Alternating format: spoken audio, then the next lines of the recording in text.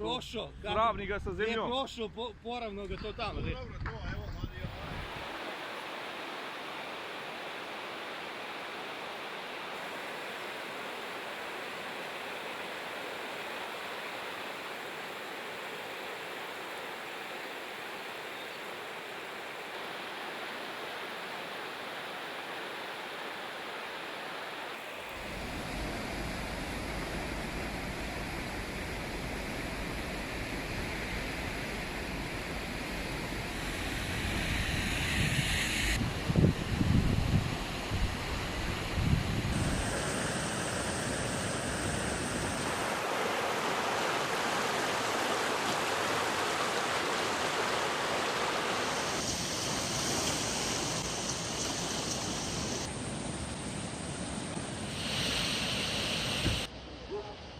Ne bi, ja sam neki dan ispravio.